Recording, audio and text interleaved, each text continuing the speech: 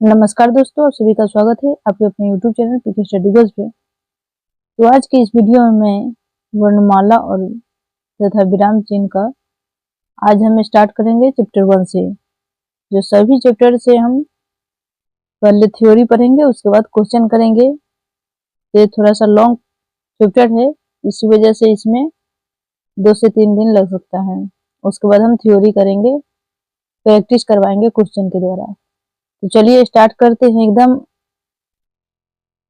शब्द को खंडित करके उसको छोटे छोटे वर्ण में बांटकर बहुत अच्छे तरीके से समझाए हैं। तो देखिए कैसे कैसे स्टार्ट करते हैं हिंदी भाषा की उत्पत्ति से।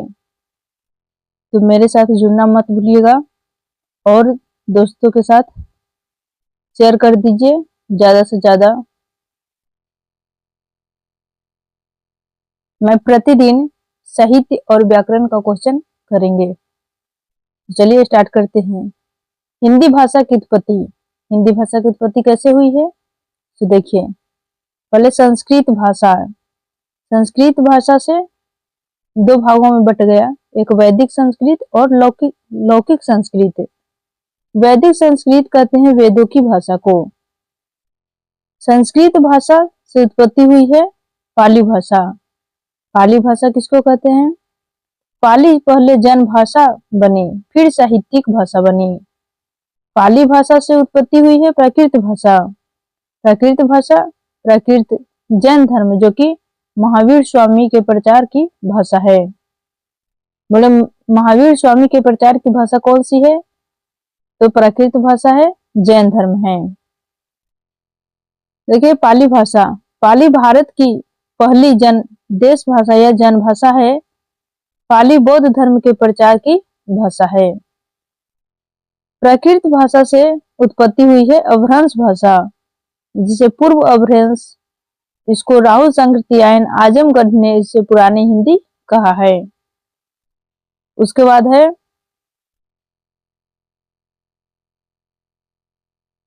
अभ्रंश भाषा में 2 है, एक पूर्व अभ्रंश, एक उत्तर अभ्रंश।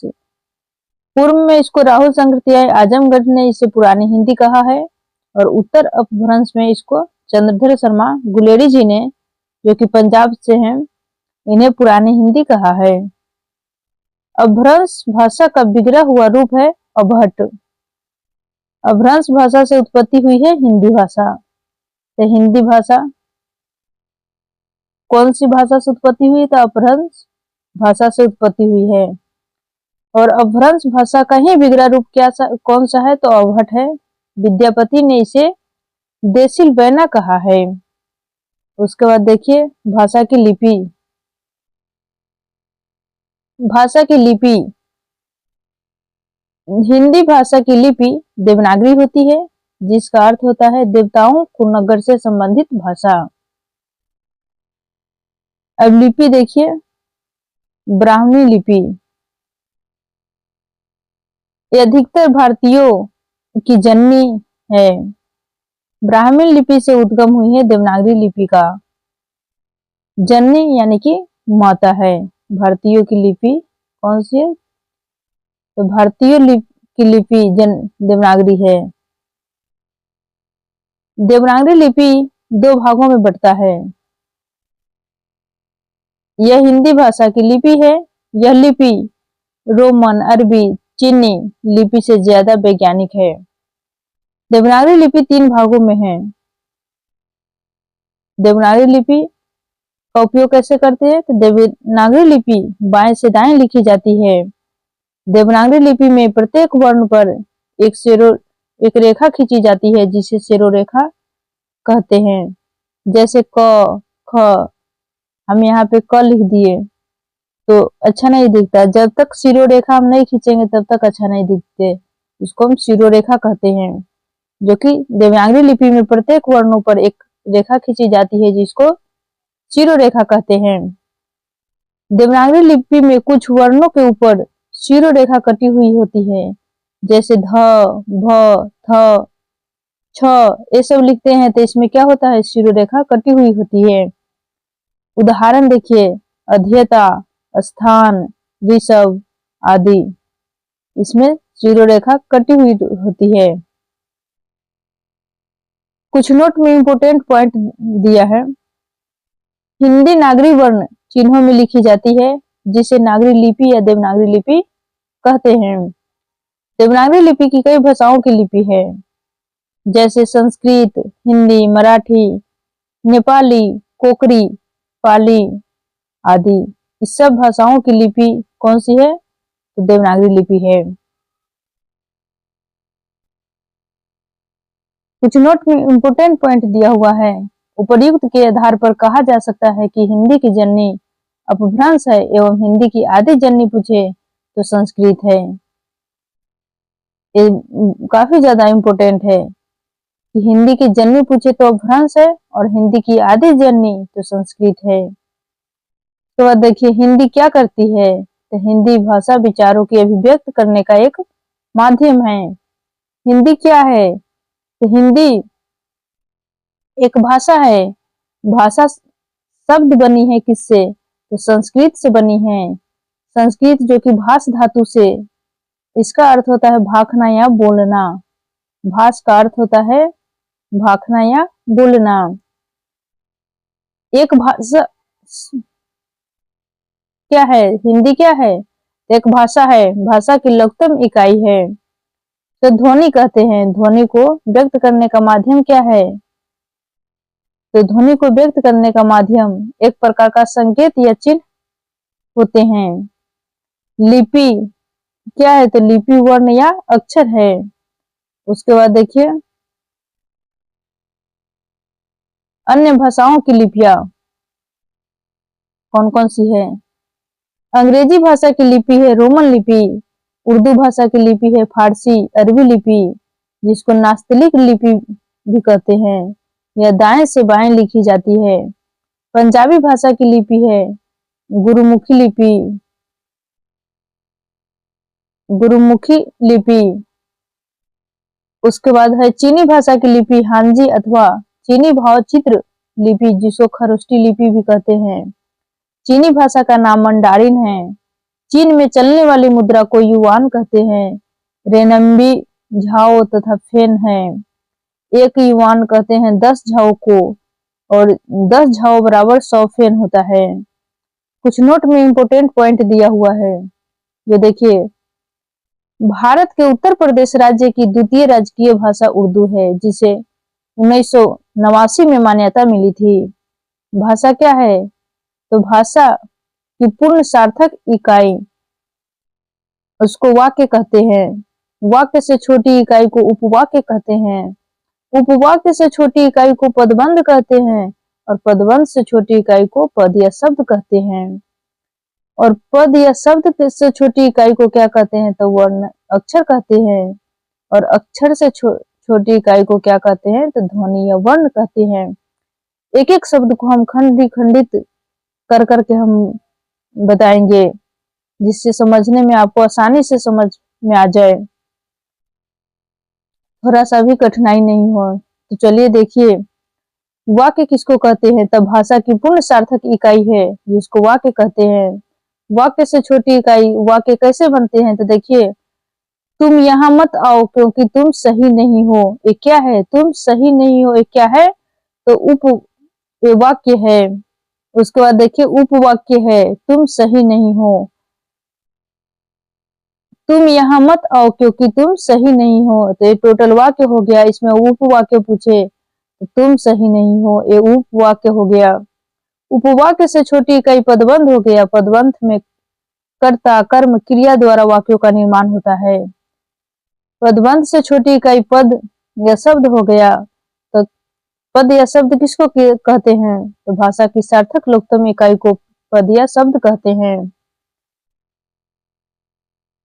उसके बाद पद या शब्द से छोटी इकाई को क्या कहते हैं? तो अक्षर कहते हैं। भाषा की लिखित लघुतम इकाई क्या है? तो अक्षर है। अक्षर से छोटी इकाई को ध्वनि या वर्ण कहते हैं, जो कि भाषा की सबसे छोटी इकाई है, ध्वनि या वर्ण। उसके बाद देखिए वाक्य का निर्माण कैसे करते हैं? तो वाक्य हो गया सार्थक शब्दों को क्रमबद्ध समूह जिससे कोई भाव स्पष्ट हो उसे ही वाक्य कहा जाता है।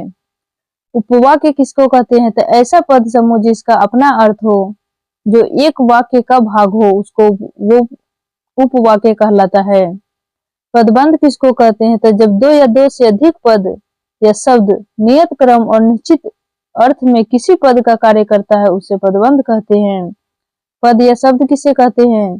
तो जब शब्द का प्रयोग किसी वाक्य में हो जाए तो शब्द न कहकर पद कहते हैं। जैसे अक्षर का देखिए, राम में कितने अक्षर है? तो राम में 2 अक्षर है। रा प्लस म 2 अक्षर है। ध्वनि या वर्ण पूछे तो ध्वनि या वर्ण, जैसे राम में कितने वर्ण हैं? तो राम में 4 वर्ण हैं। जैसे र प्लस आ प्लस म प्लस अ, टोटल 4 वर्ण हैं। अक्षर पूछे तो 2 है और ध्वनि व वर्ण पूछे तो 4 है। उसके बाद देखिए वर्णमाला किसको कहते हैं? तो वर्णमाला 2 शब्दों से मिलकर बना है, वर्ण और माला, जहाँ माला का अर्थ समूह होता है। इस तरह वर्णों के व्यवस्थित सुव्यवस्थित तथा कर्मबद्ध समूह को वर्णमाला कहते हैं। शब्द किसको कहते हैं? तो वर्णों का कोई ऐसा समूह जिसका कोई अर्थ दे, यानी कि सार्थक अर्थ दे, उसे ही हम शब्द कहेंगे। अर्थ वर्णों का ऐसा समूह जो अर्थ दे तो सार्थक अर्थ, निरर्थक अर्थ देगा तो उसका शब्द हम नहीं कहेंगे। सार्थक अर्थ देगा तो उसको हम शब्द कहेंगे। उसके बाद देखिए मानक हिंदी वर्णमाला की गणना। उच्चारण के आधार पर वर्णमाला कितना है और लेखन या मुद्रण के आधार पर वर्णमाला कितना है? तो उच्चारण के आधार पर वर्णमाला 45 वर्ण है और 47 वर्ण है, और लेखन या मुद्रण के आधार पर वर्णमाला 52 वर्ण है। तो कौन कौन से हैं? तो वो देखिए 45 वर्ण में 10 स्वर है, 33 मूल व्यंजन और 2 द्विगुण व्यंजन है जिसे र और ढ कहते हैं। इसमें री, अंग और अ शामिल नहीं किए जाते हैं। और 47 वर्ण में है 10 स्वर है, 33 मूल व्यंजन है, 2 द्विगुण व्यंजन र और ढ और 2 आगत जैसे ज और फ, ये सब आगत है। और लेखन या मुद्रण के आधार पर वर्णमाला कितना है? तो 52 है। 13 स्वर है, 33 मूल व्यंजन है, 2 द्विगुण व्यंजन है र और ढ और 4 संयुक्त व्यंजन है, छ, त्र, ज्ञ और स्र, ये संयुक्त व्यंजन है। उसके बाद देखिए स्वर कौन कौन से हैं? तो स्वर कितना है? तो स्वर 13 है। अ, आ, हर्षई दीर्घई, उ, री, ए, ऐ, ओ, औ, अंग, ये तो टोटल क्या है? तो टोटल स्वर 13 है। हिंदी में प्रायः री और लीरी का प्रयोग नहीं होता है, इसका प्रयोग केवल संस्कृत में ही होता है।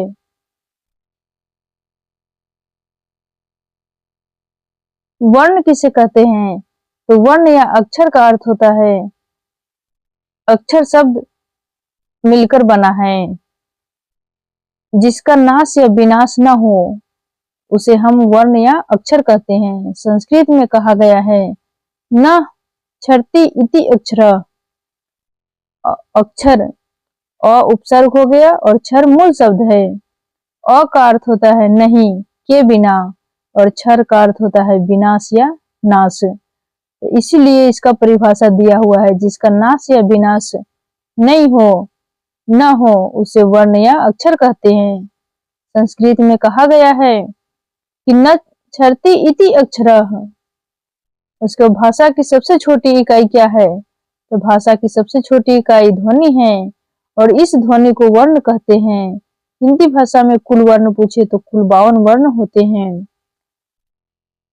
जिसमें 11 मूल स्वर है, 33 मूल व्यंजन है, 2 उत्क्षिप्त व्यंजन, 2 अयोगवाह है और 4 संयुक्ताक्षर होते हैं। और परीक्षा की दृष्टि से कुछ महत्वपूर्ण तथ्य देखिए। भाषा की सबसे महत्वपूर्ण इकाई ध्वनि होती है, अर्थात भाषा की सबसे छोटी इकाई भी ध्वनि है। ध्वनि के लिखित रूप को वर्ण कहते हैं और वर्णों के व्यवस्थित समूह को वर्णमाला कहते हैं। अगर पूछे कि वर्णमाला किसको कहते हैं, तो वर्णों के व्यवस्थित समूह को, क्रमबद्ध समूह को, व्यवस्थित समूह को वर्णमाला कहते हैं। भाषा के लिखित लघुत्तम इकाई को अक्षर कहते हैं। शब्द के जिस अक्षर पर बल दिया जाता है उसे बालाघात कहते हैं। और भाषा की पूर्ण सार्थक इकाई क्या है, तो वाक्य है। वर्ण दो प्रकार के होते हैं, एक स्वर्ण वर्ण होते हैं, एक व्यंजन वर्ण। स्वर वर्ण किसको कहते हैं? स्वर वर्ण उस वर्णों को कहा जाता है जिसका उच्चारण बिना किसी दूसरे की सहायता से होता है। अर्थात स्वर उन वर्णों या ध्वनियों को कहते हैं जिसका उच्चारण स्वतः होता है, अपने से होता है, अपने आप होता है, उसको स्वर वर्ण कहते हैं। मूलतः स्वर वर्णों की संख्या पूछे तो 11 है। यदि अंग और अयोगवाह को शामिल कर दिया जाए तो स्वरों की संख्या 13 हो जाती है। उदाहरण देखिए, अ से लेकर अंग तक परंपरागत रूप से 13 माने जाते हैं। उच्चारण की दृष्टि से केवल 10 स्वर होते हैं, लेकिन हिंदी में कुल स्वरों की संख्या कितनी होती है, तो 11 होती है। अयोगवाह अ यानी कि नहीं, के बिना, और योग का मतलब होता है जुड़ना, और वाह का मतलब होता है वहन करना। वाह का खंडित खंडित करके इसको समझाया गया है। वाह का मतलब क्या हुआ, तो नहीं, के बिना, और योग का मतलब जुड़ना, और वाह का मतलब वहन करना। वाह बिना किसी वर्ण के साथ जुड़े स्वतंत्र रूप से उच्चारित नहीं होते हैं, इसको अयोगवाह कहते हैं। कुल स्वरों की संख्या कितना है, तो 13 है परंपरागत रूप से। और मूलतः स्वरों की संख्या पूछे तो 11 है। उदासीन स्वर, इसको शहीद स्वर कहते हैं, अ को। पूर्ण स्वर हो गया री। संयुक्त स्वर पूछे तो ए ओ और संयुक्त स्वर हो गया। जैसे ए को कैसे खंडित करते हैं, तो संयुक्त होता है ई अ प्लस ई, इसको ऐड करने पर ए बनता है, इसी वजह से इसको हम संयुक्त स्वर कहते हैं। और पूर्ण वृत्ताकार स्वर हो गया उ और उ, और पूर्ण विस्तृत स्वर हो गया ए, और अर्धवृत्ताकार स्वर हो गया ओ, और कोमल स्वर हो गया आ। जिह्वा पेशियों के तनाव के आधार पर स्वर है, शिथिल स्वर और कठोर स्वर। शिथिल स्वर किसे कहते हैं? आराम से बोले जाने वाले स्वर को शिथिल स्वर कहते हैं। जैसे अ, ई और उ शिथिल स्वर है। कठोर स्वर किसे कहते हैं? तो कठिनाई से बोले जाने वाले स्वर को कठोर स्वर कहते हैं। जैसे आ, ई और उ कठोर स्वर है। कुछ नोट में इंपोर्टेंट पॉइंट दिया गया है, जो कि देखिए, कुछ वैयाकरण स्वर को री स्वर नहीं मानते हैं, री को स्वर नहीं मानते हैं। उनका तर्क है कि इसका उच्चारण प्रायः री जैसा होता है, लेकिन मात्रा की दृष्टि से री स्वर है। री को दीर्घ रूप री होता है, परंतु यह केवल संस्कृत भाषा में ही प्रयुक्त होता है। हिंदी के केवल इसकी मात्रा ही प्रयुक्त होती है। जैसे ऋषभ, ऋषि, ऋणी आदि में री व्यंजन ध्वनि है, परंतु कृषक, कृषि, पृष्ठ आदि में री स्वर की मात्रा है। उत्पत्ति के आधार पर स्वर दो प्रकार के होते हैं, मूल स्वर और संधि स्वर। मूल स्वर किसे कहते हैं? तो जिनका निर्माण एक खंड से हो उसको मूल स्वर कहते हैं। जैसे अ, ई, उ, री, इन्हें हर्ष स्वर भी कहा जाता है और मूल स्वर भी कहा जाता है। प्राकृतिक स्वर हो गया अ, ई और उ। संधि स्वर, जिन स्वरों का निर्माण दो खंडों के योग से हुआ है उन्हें संधि स्वर कहते हैं। संधि स्वर दो प्रकार के होते हैं। यह वर्गीकरण जाति के आधार पर किया गया है, अर्थात जाति के आधार पर स्वर के दो भेद है, एक सजातीय और एक विजातीय स्वर। सजातीय स्वर किसे कहते हैं? तो सजातीय स्वर या स्वर्ण जो स्वर समान जाति के स्वर वर्णों से होता है उसको सजातीय स्वर या स्वर्ण कहा जाता है। उच्चारण की दृष्टि से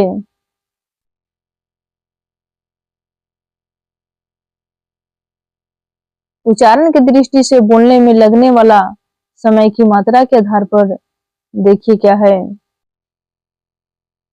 उच्चारण की दृष्टि से बोलने में लगने वाले समय की मात्रा के आधार पर स्वर के प्रकार है। हर्ष स्वर, दीर्घ स्वर और संयुक्त स्वर। हर्ष स्वर कहते हैं कम समय में बोले जाने वाले स्वर को हर्ष स्वर कहते हैं। ऐसे स्वर जिन्हें बोलने में हर्ष से ज्यादा समय लगता है उसको दीर्घ स्वर कहते हैं और संयुक्त स्वर की संख्या 4 होती है। हर्ष स्वर में इसको मूल स्वर या लघु स्वर भी कहते हैं, इनकी संख्या 4 होती है। अ, ई, उ और री। दीर्घ स्वर किसे कहते हैं तो ऐसे स्वर जिनको बोलने में हर्ष से ज्यादा समय लगता है उसको दीर्घ स्वर, मूल दीर्घ स्वर भी कहते हैं, इनकी संख्या 3 होती है। आ, ई और उ। संयुक्त स्वर की संख्या 4 होती है। ए, ऐ, ओ, औ। जैसे ए को खंडित करने पर अ प्लस ई बराबर ए होता है। ऐ को खंडित किए तो अ प्लस ए होता है बराबर ऐ। और ओ को खंडित करते हैं तो अ प्लस उ बराबर ओ होता है। ओ को खंडित करने पर अ प्लस ओ बराबर ओ होता है। इस संयुक्त स्वर का उदाहरण है। टोटल 4, इनकी संख्या 4 होती है। इन्हें नवीन ध्वनि भी कहा जाता है संयुक्त स्वर को। और कुछ इंपोर्टेंट देखिए फिर क्या है। हर्ष स्वर। हिंदी में उच्चारण की दृष्टि से 3 प्रकार के स्वर होते हैं। हर्ष स्वर, दीर्घ स्वर, संयुक्त स्वर। जबकि संस्कृत में उच्चारण की दृष्टि से 3 स्वर होते हैं जो कि हर्ष स्वर, दीर्घ स्वर और प्लुत स्वर है। हर्ष स्वर किसे कहते हैं तो जिनके उच्चारण में दीर्घ स्वर की अपेक्षा कम समय यानी कि आधा समय लगता है उसे हर्ष स्वर कहते हैं। ये एक मात्रिक होते हैं जैसे अ, ई और उ एक मात्रिक है। दीर्घ स्वर किसे कहते हैं तो जिनके उच्चारण में हर्ष स्वरों से दुगुना समय लगता है, 2 गुना समय लगता है, वे स्वर दीर्घ स्वर होते हैं। क्योंकि इनमें 2 मात्राओं का समय लगता है उसको दीर्घ स्वर कहते हैं। प्लुत स्वर किसे कहते हैं तो दीर्घ स्वर को इन्हें हम द्विमात्रिक भी कहते हैं। दीर्घ स्वर को जैसे आ, ई, उ, ए, ऐ, ओ, औ। ये सब क्या हो गया तो द्विमात्रिक हो गया, दीर्घ स्वर का एग्जाम्पल है। उसके बाद देखिए तीसरा नंबर प्लुत स्वर। जिन स्वरों के उच्चारण में दीर्घ स्वर से भी ज्यादा समय लगता है उसे प्लुत स्वर कहते हैं। किसी को देर तक पुकारने या नाटक संवाद में इसका प्रयोग देखा जाता है तथा वैदिक मंत्रों में भी इसका प्रयोग किया जाता है जिसका चिन्ह ऐसे त्रिमात्रिक स्वर भी कहते हैं। जैसे ओम बोले तो ओम, तो क्या हो गया पुलुत स्वर हो गया जो कि द्विमात्रिक से ज्यादा समय लगता है। जिह्वा के उत्क्षिप्त स्थान, जिस स्थान पर जीभ उठे उसके आधार पर स्वर क्या है तो स्वर 3 प्रकार के होते हैं। अर्घ स्वर, मध्य स्वर और पश्च स्वर। जो जीभ के नुकीले भाग का प्रयोग जिन स्वरों का उच्चारण के जीभ का अग्र भाग यानी कि अगले वाले हिस्सा का काम करता है उसको अग्र स्वर कहते हैं। जैसे हर्षई, दीर्घई, ए, ये क्या है तो अर्घ स्वर जीभ के नुकीले भाग का प्रयोग कर रहा है उसको अग्र स्वर कहते हैं। मध्य स्वर किसे कहते हैं तो जिन स्वरों के उच्चारण में जीभ का मध्य भाग यानी कि बीच वाला भाग काम करता है उसको मध्य स्वर कहते हैं। जैसे हो गया अ। पश्च स्वर किसे कहते हैं तो जिन स्वरों के उच्चारण में जीभ का पिछला पश्च भाग काम करता है यानी कि पिछले वाला भाग काम करता है उसको पश्च स्वर कहते हैं। जैसे आ, उ, ओ, ये क्या है तो पश्च स्वर है। उसके बाद देखिए जीभ के आधार पर स्वरों का उच्चारण कैसे होता है चित्र के द्वारा समझा गया है। ये हो गया आगे वाला, सॉरी पश्च मतलब पिछला, पीछे वाला हो गया भाग, इसको पश्च स्वर कहते हैं। ये हो गया मध्य भाग जिसको मध्य स्वर, और ये हो गया अग्र भाग यानी कि आगे वाला भाग को अग्र स्वर कहते हैं।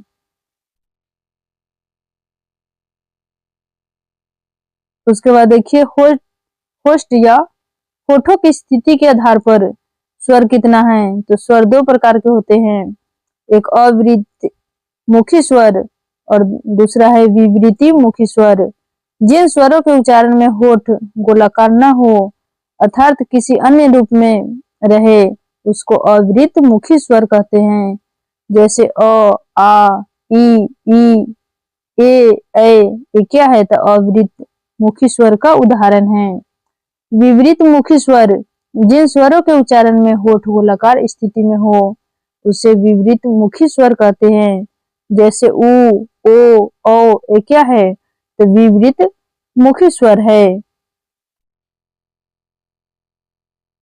उसके बाद है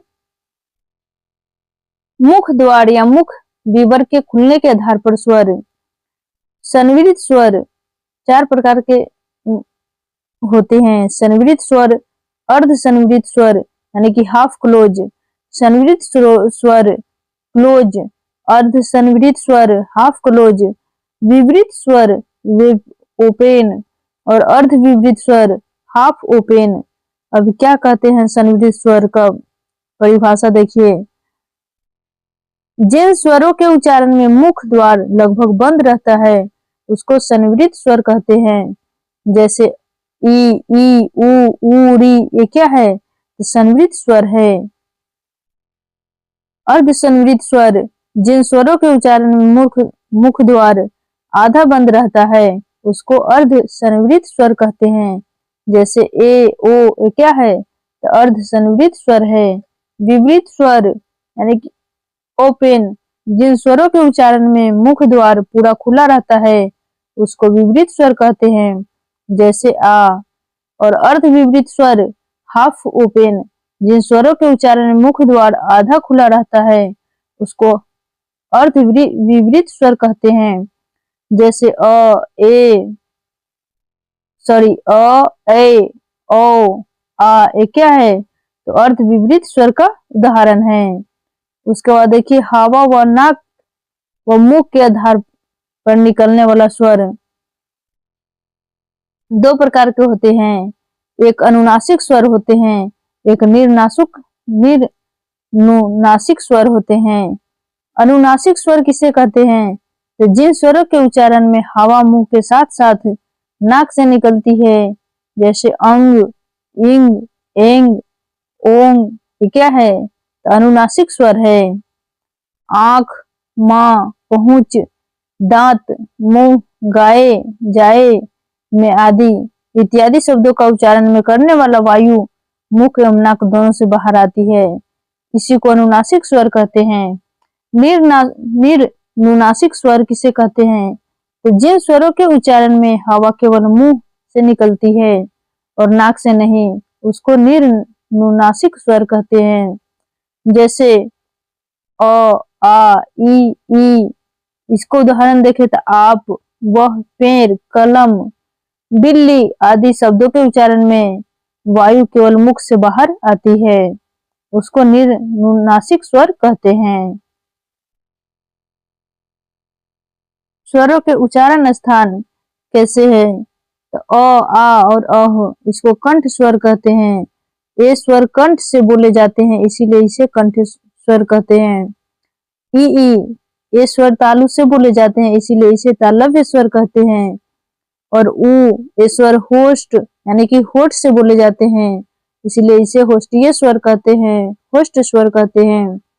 और री ये स्वर मूर्धा से बोले जाते हैं इसीलिए इसे मूर्धन्य स्वर कहा जाता है। और ए को खंडित करने पर अ प्लस ई होता है और ए को आई प्लस अ होता है। ये स्वर कंठ और तालु से बोले जाते हैं इसलिए इसे कंठ तालव्य स्वर कहते हैं। और कंठ तालव्य कंठ प्लस तालु से दोनों से होता है। और ओ यानी कि अ प्लस उ और औ प्लस अ। और आ ये स्वर कंठ और ओष्ठ से बोले जाते हैं इसीलिए इसे कंठोष्ठीय स्वर कहते हैं। कंठ प्लस ओष्ठ कंठोष्ठ है।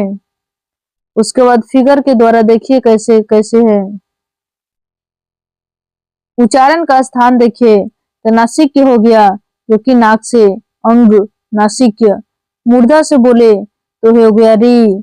उसके बाद ओष्ठ से बोले ओठ से बोले तो ऊ। और कंठ और ओष्ठ दोनों से बोले तो इसको हो गया कंठोष्ठ, ओ और आ, ये क्या हो गया कंठोष्ठ हो गया। और तालु से बोले तो ये हो गया तालु या तलव्य, तालव्य, ई और ई। उसके बाद देखिए कंठ और तालव्य से बोले तो ये हो गया कंठ और तालु, कंठ तालव्य ए और ए। और कंठ से बोले तो अ आ और अंग। ये सब स्वरों का उच्चारण स्थान है जो फिगर के द्वारा, मानचित्र के द्वारा समझाया गया है, जो कि बहुत आसानी से समझ में आ जाएगा। और देखिए अगवा किसे कहते हैं? अगवा 3 शब्दों से मिलकर बना हुआ है। यहाँ पर देखिए कुछ इसको जूम कर दिए हैं। अगवा 3 शब्दों से मिलकर बने हैं। अ का अर्थ होता है नहीं या के बिना, युग का अर्थ होता है जुड़ना, और वाह का अर्थ होता है वहन करना। अर्थात अयगवाह बिना किसी वर्ण के सहायता, बिना किसी वर्ण के साथ उच्चारित नहीं होता है, उसी को अयगवाह कहते हैं। परिभाषा देखिए, ऐसे वर्ण जिनमें स्वर एवं व्यंजन दोनों के गुण पाए जाते हैं उन्हें अयगवाह कहते हैं। ये न तो पूरी तरह स्वर और न ही पूरी तरह व्यंजन होते हैं, ये आधे स्वर तथा आधे व्यंजन होते हैं, उसी को अयगवाह कहते हैं। स्वर व व्यंजन से बने वर्ण अयगवाह होते हैं। इनमें पहले स्वर का उच्चारण होता है। जैसे देखिए कैसे उच्चारण होता है, तो अंग, तो अ प्लस म, अ क्या हो गया स्वर हो गया और म हो गया व्यंजन, जिसे चंद बिंदु की तरफ मात्रा होता है। उदाहरण हो गया पंच, ये क्या है तो एक वाह का उदाहरण है। और अंग अ प्लस ह, अ हो गया स्वर और ह हो गया व्यंजन, जिसे मात्रा मात्रा कहते हैं। ये हो गया मात्रा विसर्ग की तरह है। उदाहरण देखिए तो प्रायः, ये दोनों आधे स्वर तथा आधे व्यंजन होते हैं। इसी वजह से अयगवाह है। अयगवाह की संख्या कितनी होती है? तो अयगवाह की संख्या 2 होती है। कौन कौन से? अंग और अह, दोनों अयगवाह की संख्या है। अयगवाह को स्वर या व्यंजन क्यों नहीं माना जाता है? तो स्वर इसलिए नहीं माना जाता है क्योंकि ये दोनों व्यंजन की मदद से बोले जाते हैं, इसीलिए स्वर नहीं माना जाता है। और व्यंजन क्यों नहीं माना जाता है? तो व्यंजन इसलिए नहीं बोला जाता है क्योंकि ये दोनों अक्षर अपनी अपनी मात्राओं भी रखते हैं, जो विभिन्न व्यंजनों के साथ लगाई जाती है। कुछ नोट में दिया गया है कि अंग में म और अह में ह का उच्चारण स्थान आता है। अयगवाह में अंग को अनुस्वार और अह को विसर्ग कहते हैं। जैसे अंग को अनुस्वार क्या कहते हैं और इसको विसर्ग कहते हैं। अनुस्वार देखिए, इसका परिभाषा होता है स्वर के बाद आने वाला, दूसरे शब्दों में कहा जाए तो स्वर के बाद आने वाला व्यंजन अनुस्वार कहलाता है। अनुस्वार की ध्वनि नाक से निकलती है। अनुस्वार के कुछ महत्वपूर्ण नियम हैं। इसका प्रयोग स्पर्श व्यंजन तालिका के पंचम वर्ण नासिक के व्यंजन के स्थान पर होता है, अर्थात क, च, ट और त तथा प वर्ग के पंचम वर्ग अंग, अह, न, म क्या है तो हर वर्ग का पंचमा वर्ग है, इसको अनुसार के स्थान पर होता है। अनुस्वार मूलतः व्यंजन ही है।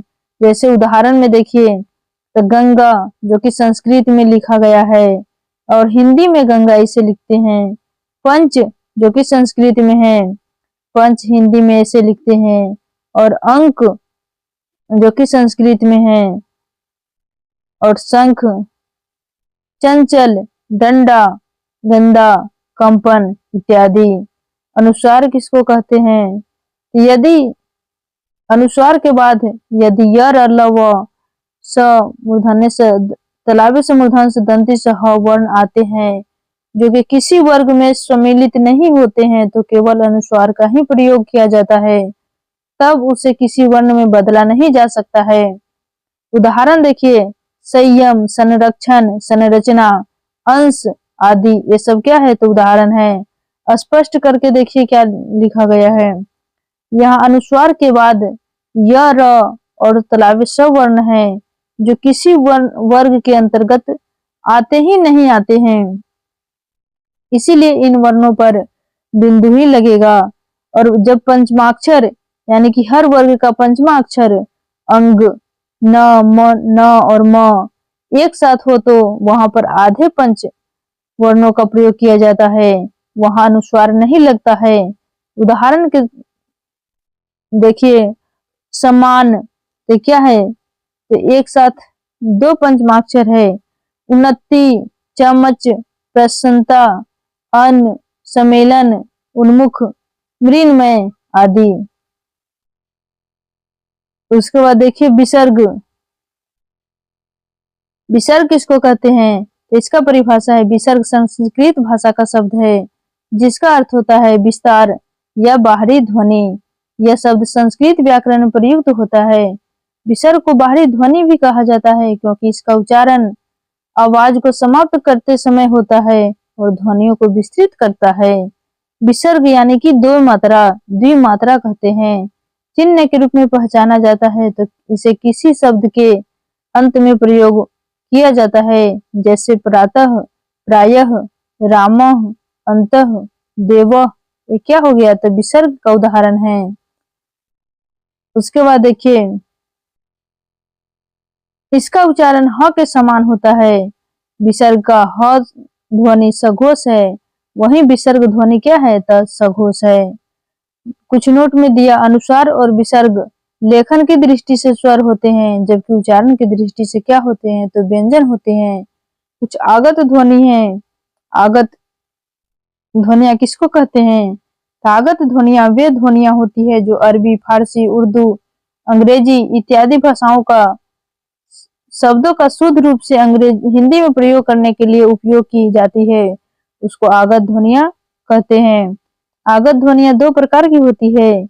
आगत स्वर, अंग्रेजी से आगत ध्वनियां आ यानी कि, और आगत व्यंजन, फारसी से आगत व्यंजन ध्वनियां फ। ये क्या है, तो आगत व्यंजन है। आगत स्वर का उच्चारण देखिए, इसका उच्चारण स्वर की तरह होता है लेकिन यह अंग्रेजी की स्वर ध्वनि है। इसे अर्ध, चंद्र एवं गृहीत स्वर भी कहते हैं। इसका प्रयोग प्रायः अंग्रेजी के शब्दों में होता है। ये ध्वनि आ तथा ओ के बीच की है। इसे बोलते समय मुंह आधा गोल खुलता है, जैसे डॉक्टर, कॉलेज, टॉफी, नॉलेज। ये सब क्या है, तो आगत स्वर है जिसको बोलते समय मुंह आधा गोल हो जाता है। आगत व्यंजन, फारसी से आगत व्यंजन, आगत व्यंजनों में नुक्ता यानी कि तल में बिंदु लगता है, जैसे अ, क, ख, ग, ज, फ। ये सब क्या है, तो आगत व्यंजन है। उदाहरण देखिए, जरूरत,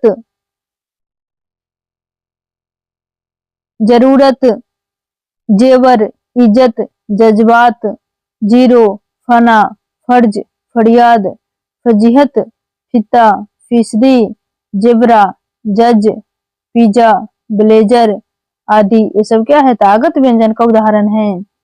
उसके बाद हल चिन्ह देखिए, हल चिन्ह किसको कहते हैं, जब किसी व्यंजन का प्रयोग स्वर के बिना किया जाता है तब उसके नीचे एक तिरछी रेखा लगा दी जाती है जिसको हलंत हम कहते हैं, हल चिन्ह कहलाती है।